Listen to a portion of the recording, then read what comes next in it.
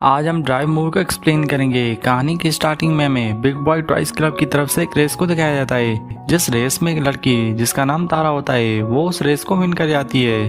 अब scene shift होता है और हमें राष्ट्रपति भवन में विभाजी को दिखाया जाता है, जो एक्चुअल में बड़े बड़े बिजनेसमैन या पॉलिटिशियन के काले कारनामों के केस लड़ती थी।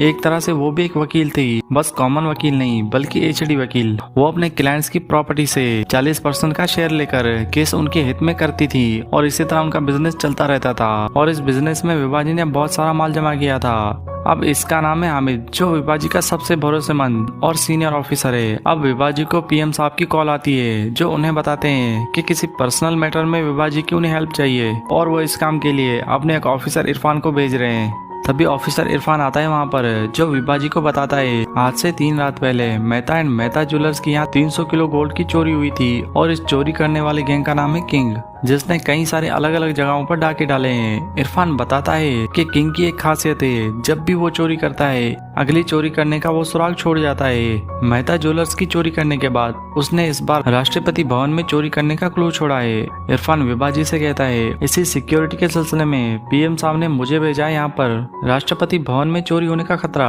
विभाजी के तो पसीने छूट जाते हैं। उसके बाद इरफान कहता है मेहता साहब के यहाँ जो चोरी हुई थी उस चोरी में जिस कार का यूज हुआ था उस कार में स्ट्रीट रेसिंग कार के टायर्स के मार्क्स मिले हैं उन्हें। अब इरफान और हामिद दोनों मेहता ज्वेलर्स के यहाँ हुई चोरी की इन्वेस्टिगेशन करते हुए बिग बॉय टॉयज क्लब तक पहुँच जाते हैं। हामिद तारा के बारे में बताता है इरफान को कि तारा की पूरी गैंग है, जिसमें तारा, दूसरा बिकी और तीसरी उसकी गर्लफ्रेंड जिसका नाम नेहा है। इरफान हामिद से कहता है कि उन तीनों के बीच ऑलरेडी उसने अपना एक अंडरकवर ऑफिसर लगा दिया है। अब उसके बाद हमें एक रेस दिखाई जाती है, जिसमें दोनों ही नए पर डेंजरस रेसर्स रेस लगाते हैं। बट इन दोनों के बीच जीत तो उसी की होगी जिसमें दम होगा, और वो दम अर्जुन में होता है, जो उस रेस को विन कर जाता है।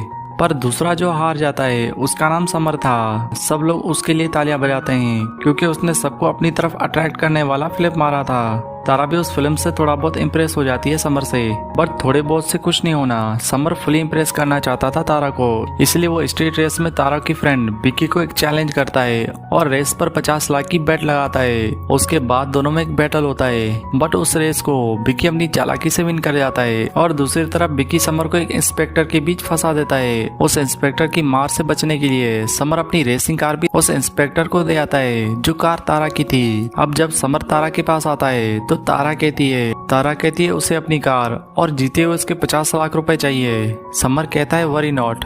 उसके बाद वो एक कैमरा लेकर जाता है। वो कैमरा इसलिए लेकर जाता है ताकि तारा को ये शक ना हो कि वो भाग रहा है। अब समर उसी इंस्पेक्टर के पास जाता है और इंस्पेक्टर साहब को इनकम टैक्स का चूना लगाते हुए कार के ऊपर 50 लाख भी इंस्पेक्टर से निकालकर तारा को देता है। समर की स्मार्टनेस देखकर तारा फुली इम्प्रेस हो जाती है उससे। बट इसी बीच हमें ये नहीं बताया जाता कि समर अंडरकवर ऑफिसर है या अर्जुन। बस यहाँ पर एक अंदाजा ही लगाया जा सकता है, अर्जुन नहीं, शायद समर ही वो अंडरकवर ऑफिसर होगा। दूसरी तरफ हामिद राज नाम के लड़के को पकड़ता है, जो साइबर क्राइम डिपार्टमेंट में काम करता था। हामिद उसे तारा, बिकी और निया की पूरी डिटेल्स निकालने के लिए कहता है। उसके बाद तारा को दिखाया जाता है तारा भी इरफान की तरह ही किंग को पकड़ना चाहती थी। इरफान जो तारा को ही किंग समझ रहा था, एक्चुअल में वो भी किंग को ही पकड़ना चाहती थी।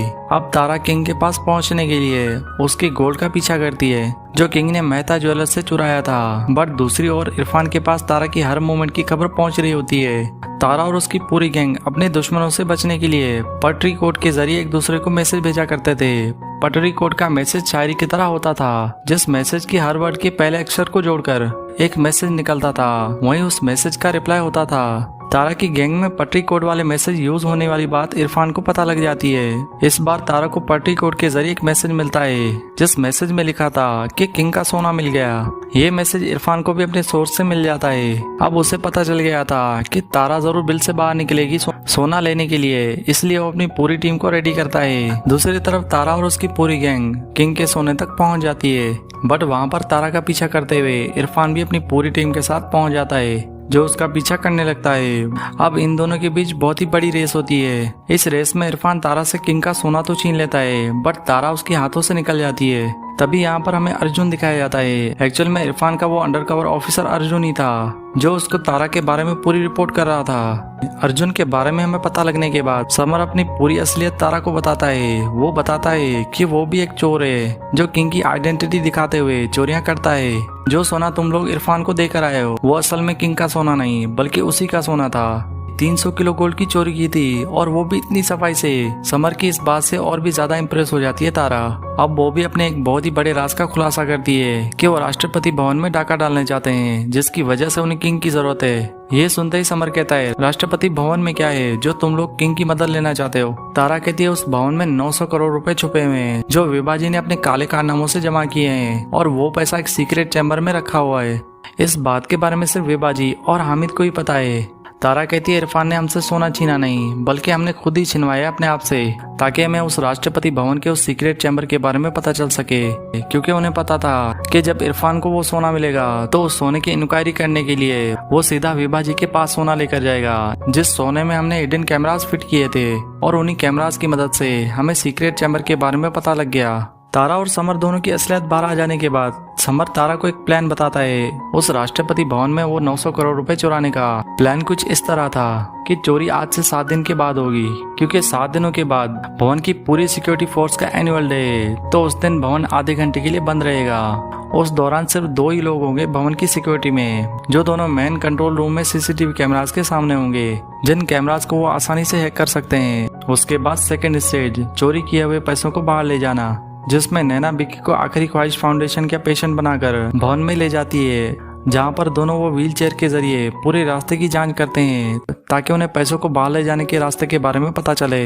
समर कहता है उस दिन पूरे भवन की लाइट बंद होगी बट वो इस प्रॉब्लम का भी हल निकालता है जिसमें वो लोग भवन में चूहे छोड़ देते हैं और खुद पेस्ट कंट्रोल डिपार्टमेंट के वर्कर बनकर भवन में घुस जाते हैं और एक इस तरह का स्प्रे करते हैं जो अंधेरे में भी उन्हें रास्ता दिखाए। वो लोग सभी मिलकर बहुत ही आसानी से स्प्रे कर रहे होते हैं बट तभी हामिद को भवन के सीसीटीवी कैमरास में कुछ गड़बड़ नजर आती है जो गड़बड़ तारा और समर ने की होती है। अब हामिद अपने सोर्स से पता लगाता है जो पेस्ट डिपार्टमेंट के वर्कर आए थे वो एक्चुअल में भवन के डिपार्टमेंट से नहीं थे बल्कि जासूस थे। अब इस बात की भनक समर और तारा को पड़ जाती है। अब पकड़े जाने के डर से वो भवन से सेफली बाहर निकल जाते हैं। अब इरफान को ये समझ नहीं आ रहा होता कि भवन में इतनी सिक्योरिटी होने के बावजूद किंग ये सारी प्लानिंग कैसे कर लेता है। इरफान विभाजी से कहता है कि वो तो अब किंग का फैन बन चुका है।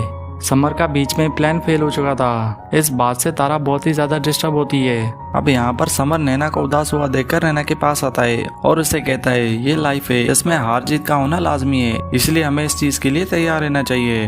अब दूसरी तरफ निया बिक्की को प्रपोज करती है शादी के लिए और इस प्रपोजल को बिक्की एक्सेप्ट करता है और उसके बाद उन दोनों की शादी होती है। शादी हो जाने के बाद बिक्की और नैना दोनों हनीमून जाने का प्लान बना रहे होते हैं।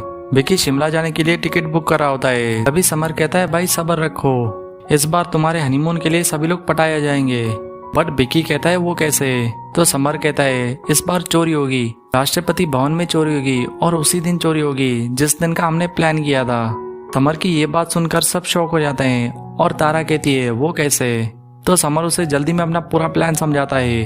अब तारा हमें समझाने के लिए उस पूरे प्लान के सर्कल को रिपीट करती है कि उन्हें सबसे पहले भवन के कैमरास को ऑफ करने के लिए सिक्योरिटी गार्ड्स को ये यकीन दिलाना होगा कि पूरा कैमरा सिस्टम हैंग हो गया है ताकि वो सिस्टम को रिबूट करें। अगर सिस्टम को वो रिबूट कराने में कामयाब हो गए तो उन्हें 5 मिनट मिलेंगे चोरी करने के लिए। बट वो गार्ड सिस्टम को तब रिबूट करेंगे जब इरफान उनके आसपास ना हो। इरफान का ध्यान कैमरा से हटाने के लिए उस टाइम पर समर तारा को पार्टी कोड वाला मैसेज सेंड करेगा जिस एसएमएस को डिकोड करने में इरफान का पूरा ध्यान चला जाएगा और इसी चीज का फायदा उठाकर वो पीछे से 9 करोड़ रुपए की चोरी कर लेंगे।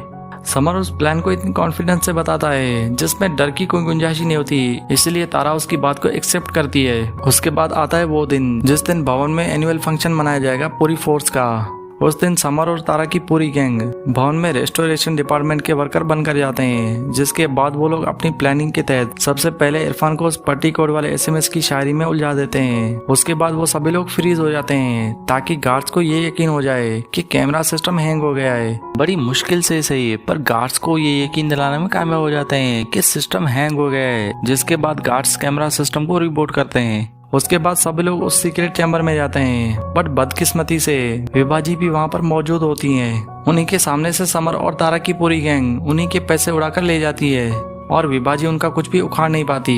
वो लोग पैसे इतनी सफाई से ले जाते हैं जिस बात का इरफान को पता ही नहीं चल पाता और इरफान खुद में उलझा रहता है। अब समर, तारा और उसकी गैंग अलग अलग कार में बैठकर सभी लोग एक रेस लगाते हैं। जो रेस होती तो बहुत ही बढ़िया है, बट समर के लिए नहीं, क्योंकि तारा उसे धोखा देकर भाग जाती है। वो समर को धोखा देने का रीजन बताती है कि वही असली किंग है और उसी ने भवन में से 9 करोड़ रुपए चुराने का सबसे पहले प्लान बनाया था। बट बीच में अचानक तुम आ गए, जो हमारा नाम यूज करके हमारी तरह ही चोरियां करने लगे और तुम्हारी वजह से हमारे पीछे पुलिस पड़ गई। वो कहती है तुम किंग बनना चाहते थे ना, तो मैं तुम्हें अपनी जगह पर छोड़ कर जा रही हूँ। अब उसने समर को ही फंसाकर किंग बना दिया था। अब इरफान की पूरी टीम आती है समर के पास, जो उसे किंग समझकर अरेस्ट कर लेती है। उसके बाद कहानी में 3 महीने गुजर जाते हैं, जिसके बाद तारा को दिखाया जाता है जो लंदन के एक बैंक में जाती है, जिस बैंक में पैसों को डायमंड में कन्वर्ट करके रखा जाता था। इस बैंक की पूरी जानकारी उसे समर से ही मिली थी।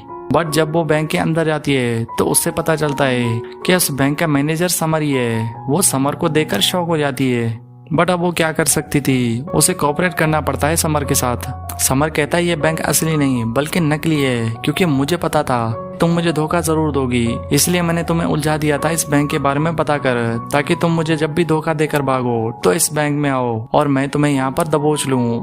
समर कहता है वैसा ही हुआ जैसा मैंने सोचा था। बट तारा समर से कहती है कि तुम इरफान के चंगुल से कैसे भागे।